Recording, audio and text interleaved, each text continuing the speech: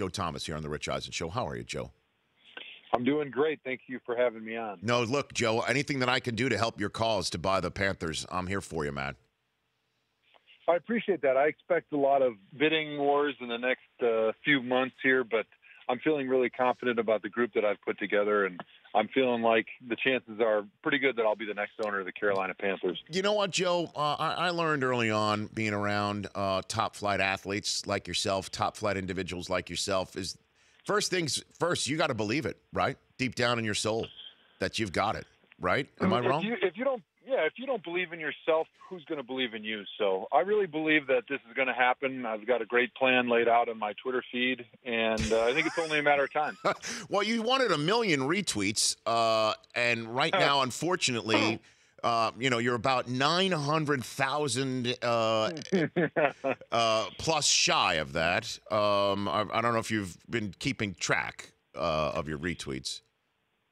Well, I think the retweets are merely just a number. I'm really just focused on the plan at this point. And, I've got my people working behind the scenes with all the necessary people. And like I said, the retweets, they're going to get there.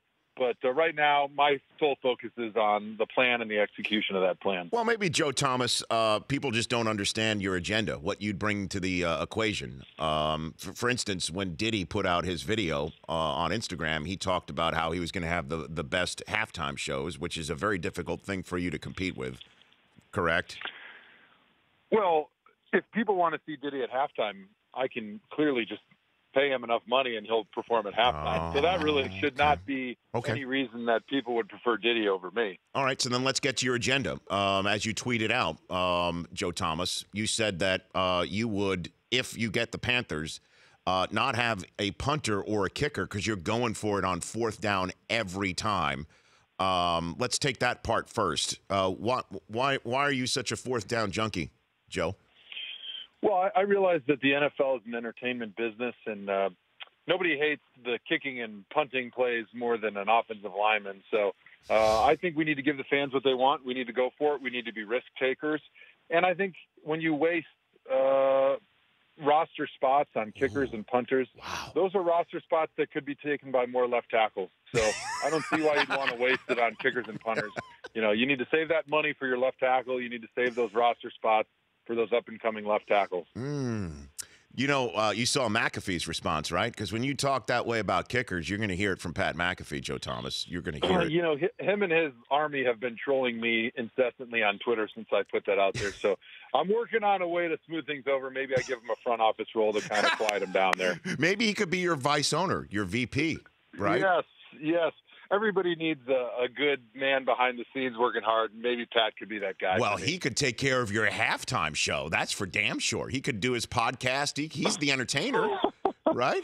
I was going to say, he's the entertainer. We could just put him out there with a microphone and have him tell jokes for 10 minutes during halftime. But I got to tell you, Joe, I mean, certainly in these parts, as you know, I'm a punters are people too movement guy. I've been at the forefront of this. I have an issue here. I mean, punters are weapons, Joe. Punters are weapons. Maybe we need to talk about that a little bit further. I'm not sure I totally agree with you, but they're certainly people, but I'm not sure they're football players. Oh, Joe Thomas. Well, come on. Why? Because they watch soap operas during practice? Is that what you're saying? I've always been jealous of the punter since I was in college, and we were outside sweating it out to the oldies at practice.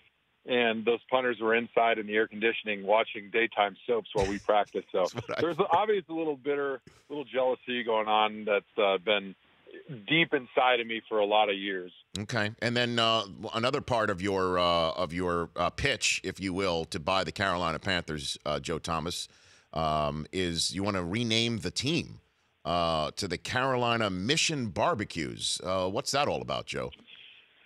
Well, as everybody knows, Mission Barbecue is the best barbecue restaurant in the world. And I think it only makes sense that with new ownership, the Panthers need to take a new direction.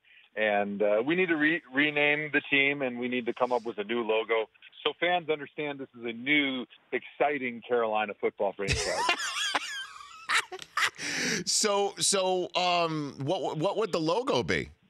What would the logo Well, be? if you go to my Twitter page, at Yes. JoeThomas73, you can see the beautiful logo that I've pre-selected for the fans. So they get just a little taste of the excitement and the entertainment around the Carolina Mission barbecues. Well, it looks like your face, Joe. But I don't know. What would you call the conspiracy theorists? What would you call that look of the selfie that you put up there for the team logo? Yeah, that's sort of my own version of blue steel.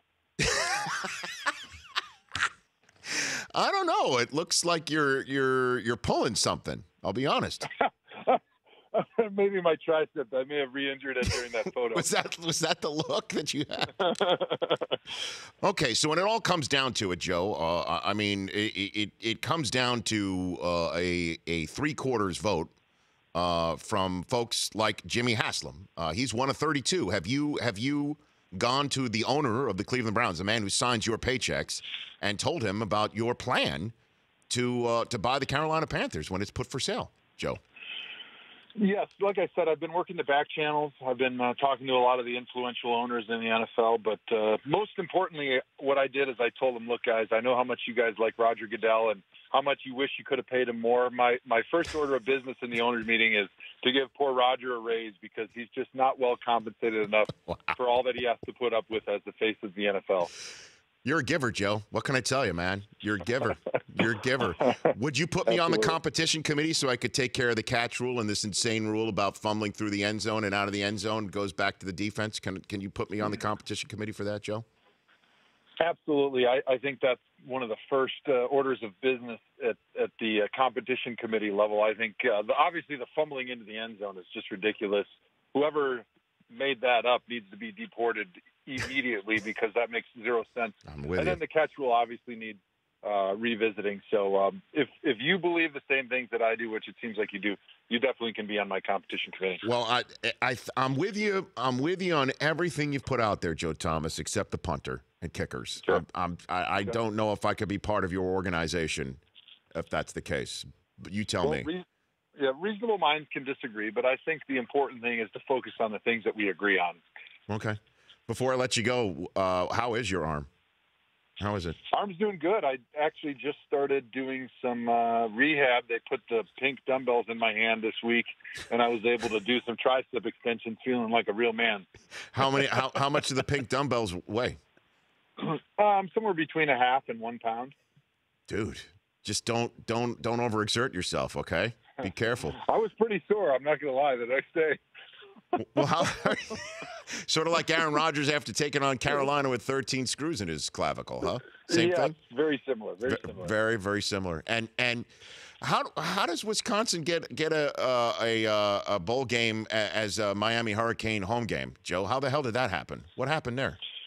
Well, that's interesting, but I actually believe that there's going to be more Wisconsin fans than there will Miami fans there because Wisconsin fans always travel really well. They always take it as like sort of their New Year, Christmas vacation to go down somewhere warm and watch the Badgers for the bowl game. So I'm not discouraged at all. I think that Wisconsin's going to travel well and they're going to win that game. You do realize it's in Miami's home stadium, right? You do realize that. I'll be happy to have you on the first podcast in NFL history with Joe Thomas, and you can eat those words when you see that stadium, a sea of red, on that bowl game. Joe, this is, you know what this is in my business? It's a hot take. That's a hot take, Joe. I mean, that's a hot take. I mean, I feel like I should be split screen with you with a topic bar at the bottom, having an argument about this sort of thing. Yes. I'm not a big arguing guy, but I believe strongly that Wisconsin fans will out-represent Miami fans, even though it is a home game, and I still feel like they're going to beat them pretty handily, too. Okay, Joe. Look, good luck on your campaign to purchase a team that might go for $2+ billion. Good luck on that, and let me help you in any way, shape, or form, okay? Rich, I really appreciate you having me on your show and allowing me to disseminate my platform and my strategy for buying the Carolina Mission barbecue. Just to let you know, on the television side of things, Joe, we have finished this segment with the new logo of your face. That is you. Just phenomenal. That's one word to describe it. That's one word. Excellent. You got it. At Joe Thomas 73 on Twitter to check it all out. The Rich Eisen Show, weekdays at noon Eastern on Audience.